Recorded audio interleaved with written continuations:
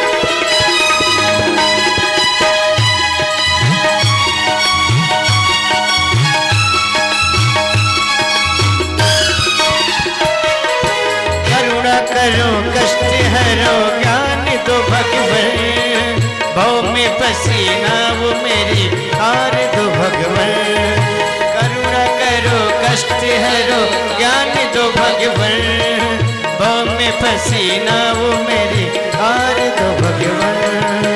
दर्द की दवा तुम्हारे पास है, दर्द की दवा तुम्हारे पास है, जिंदगी दया की है भीख मांगती, मन में बसा कर तेरी मूर्ति, उतारूं मैं गिरधर तेरी आरती।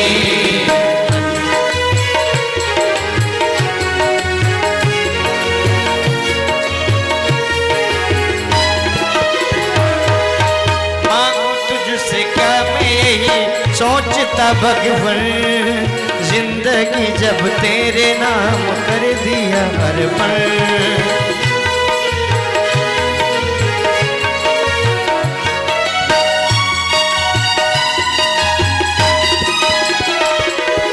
मांगू तुझसे क्या मैं यही सोचता भगवन, जिंदगी जब तेरे नाम कर दिया अर्पण, सब कुछ तेरा कुछ नहीं मेरा,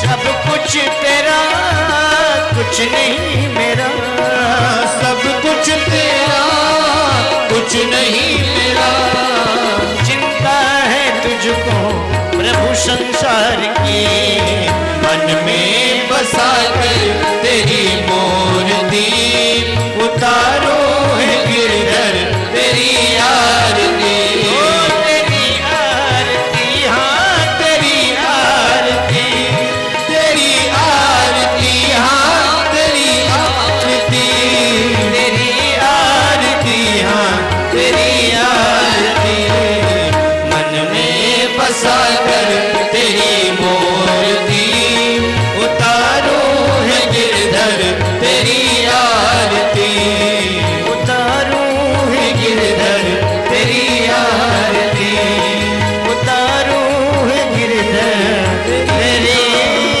आरती। सभी भक्त ओम ज्ञानी कानि जपानि जन्मानि उदरगतानि च सर्वाणि यस्सन्तु क्षणां पदे पदे, शीतले त्वं जगन्माता, शीतले त्वं जगत्पिता, शीतले त्वं जगद्धात्री, शीतलायै नमो नमः। भक्त्या दीपं प्रयच्छामि देवाय परमात्मने, त्राहि मां निर्याद्घोरात् दीपज्योतिर्नमोऽस्तु ते। सभी भक्त हाथ जोड़कर भागवत भगवान की प्रार्थना करेंगे। ओम सेवन्ति गावकुलचम्पक पाठलाब्जे, पुन्नागजादिकरवीर रसाल पुष्पै, बिल्वप्रवाल तुलसी दलमञ्जरीभिः, त्वां पूजयामि जगदीश्वर मे प्रसीद। नानासुगन्धिपुष्पाणि यथा कालोद्भवानि च, पुष्पाञ्जलिर्मया दत्तं गृहाण परमेश्वर। सुमन सुगंधित सुमनलय, सुमन सुभक्ति अपार, पुष्पांजलि अर्पण करूं कृष्ण करूं स्वीकार। मंत्र पुष्पांजलिं समर्पयामि। बोले भागवत भगवान की, बोले गिरिराज जी महाराज की, राधे रानी सरकार की, ललिता मैया की, हनुमान जी महाराज की, धर्म की, अधर्म का प्राणियों में विश्व का, गौ माता की गौ हत्या। ओम नमः पार्वती पतये, हर हर महादेव। भर्जनम भवबीजानां, अर्जनं सुख संपदां, तर्जनं यमदूतानां, राम रामेति गर्जनं। जय जय